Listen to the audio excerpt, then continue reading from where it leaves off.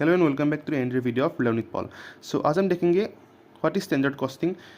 Standard cost का मतलब क्या है, advantages of standard costing and इसके क्या क्या लिमिटेशंस है। ओके, सो पहले हम जान लेते हैं कि स्टैंडर्ड कॉस्ट क्या होता है। स्टैंडर्ड कॉस्ट क्या है? Standard cost is a pre determined cost. It is a determination in advance of what should be the unit cost. Standard cost क्या है? हमारा एक प्री डिटरमाइंड कॉस्ट है जो कि हम उसे एडवांस में हम उसे डिटरमाइन करते हैं कि हमारा यूनिट कॉस्ट क्या होगा। ठीक है, जब हम स्टैंडर्ड कॉस्ट को यूज़ करते हैं for the purpose of cost control, उस special technique of cost accounting को ही हम क्या बोलते हैं? स्टैंडर्ड कॉस्टिंग हम उसे बोलते हैं। मीन्स स्टैंडर्ड कॉस्ट क्या है? एक प्री डिटरमाइंड कॉस्ट है जिसको हम इन एडवांस हम उसे डिटरमाइन करते हैं। और जब हम स्टैंडर्ड कॉस्ट को for the purpose of cost control के लिए जब हम उसे यूज़ करते हैं, उस special technique of cost accounting को हम क्या बोलते हैं? स्टैंडर्ड कॉस्टिंग हम उसे बोलते हैं। ओके, सो आपको समझ में आ गया होगा कि स्टैंडर्ड कॉस्ट क्या है और स्टैंडर्ड कॉस्टिंग क्या है। अब हम देखते हैं कि इसके कुछ एडवांटेजेस क्या क्या होते हैं। Okay, so the first advantage is effective cost control. Standards set act as yardsticks against which actuals are performed. Standards को हम कैसे सेट करते हैं? एज यार्डस्टिक्स। यार्डस्टिक्स को आप समझ लो कि बाउंड्रीज। ठीक है, मीन्स पर आइटम का सपोज आप लोगों ने सेट कर दिया कि हमारा जो पर आइटम कॉस्ट होगा वो आपका 20 रुपीज़ होगा, उससे ना ज़्यादा उससे ना कम। मीन्स 20 आपका टारगेट है, अब आपको 20 रुपीज़ को अब आपको मीट करना है। ठीक है, सो स्टैंडर्ड्स हमने सेट कर दिया एज यार्डस्टिक्स। मीन्स हमने बाउंड्री से सेट कर दिया कि हमें 20 रुपीज़ के अंदर ही हमको सेट करना है, और उससे हम जो हमारा एक्चुअल रिजल्ट आएगा, एक्चुअल रिजल्ट, ठीक है, हम उसे क्या करेंगे? कंपेयर करेंगे। And thus it facilitates cost control. और ये हमें क्या फैसिलिट करता है? कॉस्ट कंट्रोल के लिए ये हमें फैसिलिट करता है। मीन्स जब आप दोनों को कंपेयर करोगे तो ऑब्वियसली हम कॉस्ट कंट्रोल भी हम मेजर्स, कॉस्ट कंट्रोल के लिए हम मेजर्स ले सकेंगे। And it helps in providing information for cost reduction. और ये हमें कॉस्ट को रिड्यूस करने के लिए भी ये हमें वैल्यूएबल इन्फॉर्मेशन प्रोवाइड करता है। ठीक है, so this is effective cost control, जो कि हमारा first advantage of standard costing है। नेक्स्ट हमारा है helping in formulating policies and planning. It provides a valuable guidance to the management in their function of formulating policies and determining pricing and planning. Standard cost हमें क्या provide करता है? Valuable guidance provide करता है। किसको? Management को। In their function of formulating policies, management के policies को फॉर्मुलेट करने के लिए स्टैंडर्ड कॉस्ट हमें वैल्यूएबल गाइडेंस प्रोवाइड करता है, जिससे हम क्या डिटरमाइन कर पाएंगे? प्राइसिंग एंड प्लानिंग भी, हमारा एक्चुअल प्राइस क्या होगा, हमारा प्लानिंग क्या होगा, मीन्स हम कैसे हम स्टैंडर्ड्स को मीट कर पाएंगे, उसके लिए हमें वैल्यूएबल गाइडेंस कौन प्रोवाइड करता है? स्टैंडर्ड कॉस्ट प्रोवाइड करता है। किसको? मैनेजमेंट को। इन फंक्शनिंग ऑफ फॉर्मुलेटिंग पॉलिसीज, जिससे हम प्राइसिंग एंड प्लानिंग को हम डिटरमाइन कर सकेंगे। ठीक है, सो ये हमारा क्या हो गया? Second point, helping in formulating policies and planning. Next हमारा है provides incentives. Standards provide incentives and motivate workers to work with greater efforts for appropriate rewards. Standards क्या प्रोवाइड करता है? इंसेंटिव्स प्रोवाइड करता है। किसको? वर्कर्स को, एम्प्लॉयज़ को, to work with greater efforts for appropriate rewards. जब हम स्टैंडर्ड्स सेट करते हैं, हम एम्प्लॉयज़, हम वर्कर्स को हम क्या करते हैं? कुछ रेस्पॉन्सिबिलिटी या कुछ आप बोल सकते हो अथॉरिटी हम उन्हें डेलीगेट करते हैं, जिससे हमें अच्छा रिजल्ट मिले कि हम उस स्टैंडर्ड्स को हम मीट कर सकते हैं। और उसके लिए हम उन्हें क्या प्रोवाइड करते हैं?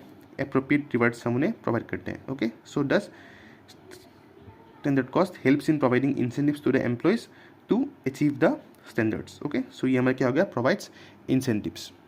नेक्स्ट पॉइंट है determination of causes for inefficiency. Measurement and analysis of variance help in detecting mistakes and inefficiencies. Variance को एनालाइज करना और उन्हें मेजर करना, ये हमें किस में हेल्प करता है? In detecting the mistakes and inefficiencies. Means हमने कहाँ हमने मिस्टेक्स की या हमारे क्या क्या इनएफिशिएंसीज थे जिसके कारण हम वो स्टैंडर्ड को अचीव नहीं कर पाए, उसको ये हेल्प करता है। क्या? एनालिसिस और मेजरमेंट ऑफ वेरिएंसेस। वेरिएंसेस क्या है? The difference between standards and actual. Okay, standards और एक्चुअल के बीच में जो डिफरेंस है हम उसको क्या बोलते हैं? वेरिएंस बोलते हैं। ठीक है, it enables the management to investigate their causes। और ये मैनेजमेंट को क्या एनेबल करता है? To investigate their causes. Means किन कारणों के वजह से हमने वो स्टैंडर्ड्स हम अचीव नहीं कर पाए। ओके, सो ये हमारा क्या था? Determination of causes for inefficiencies. Next point क्या है? Delegation of authority. It delegates authority and establishes responsibility of each executive for his performance. It delegates authority, ये क्या करता है? डेलीगेट क्या करता है? अथॉरिटी डेलीगेट करता है। ठीक है, किसको? एम्प्लॉयज़ को। एंड एस्टेब्लिशेस रेस्पॉन्सिबिलिटी, और उन्हें कुछ रिस्पॉन्सिबिलिटी डेलीगेट किया जाता है, ठीक है, उन्हें कुछ रिस्पॉन्सिबिलिटी दिया जाता है जिससे कि वो अपने काम को अच्छे से कर पाए और उन स्टैंडर्ड्स को वो मीट कर पाए, ठीक है। ओवरऑल स्टैंडर्ड्स को मीट करने के लिए उनको कुछ अथॉरिटी डेलीगेट किया जाता है जिसके कारण वो उन रिस्पॉन्सिबिलिटी को लेकर वो अपने काम को करते हैं जिससे कि हम ओवरऑल स्टैंडर्ड्स को हम मीट कर पाए, ठीक है। तो ये हमारा क्या था, delegation of authority. Next point क्या है, facilitates coordination. It enforces coordination between different departments by establishing standards for the performance of each department.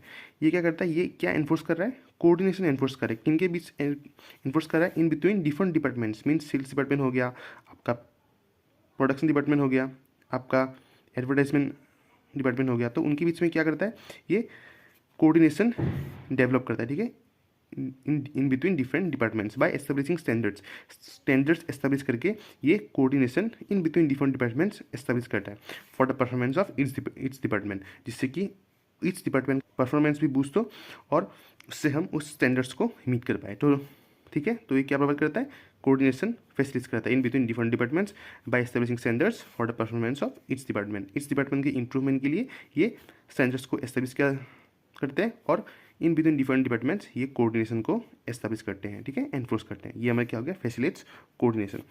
तो अभी हम देखते हैं कुछ लिमिटेशंस ऑफ स्टैंडर्ड कॉस्टिंग।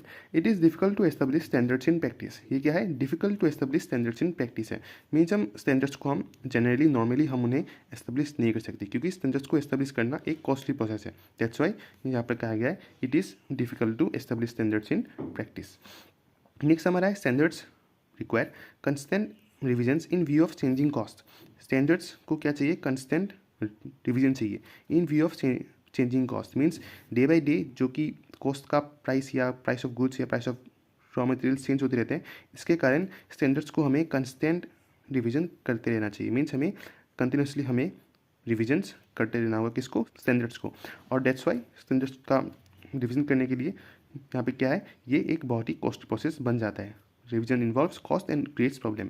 तो स्टैंडर्ड्स को जब हम कंटिन्यूसली रिविजन करते रहेंगे तो ये क्या इन्वॉल्व करता है, कॉस्ट, ये बहुत कॉस्ट इन्वॉल्व कर लेता है और ये बहुत सारे प्रॉब्लम भी क्रिएट करता है। ओके, डेट्स वाई यहाँ पर कहा गया है it involves cost and creates many problems. Okay, next हमारा है inaccurate and unreliable standards cause misleading results.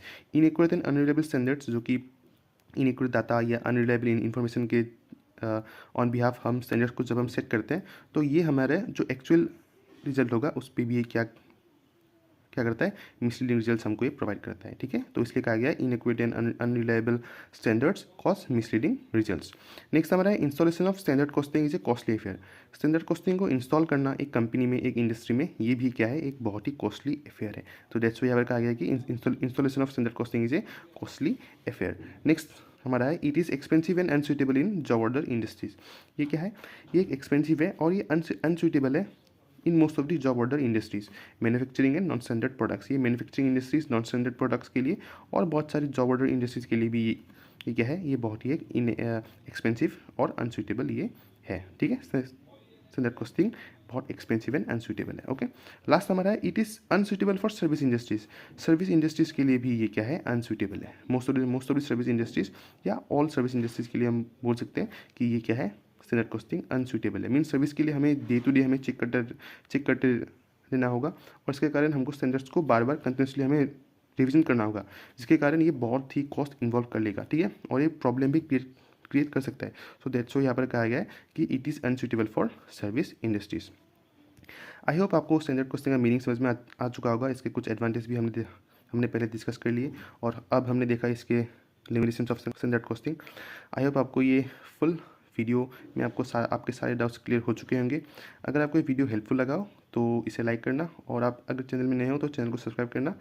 मिलते हैं अगली वीडियो में, तब तक के लिए बाय बाय।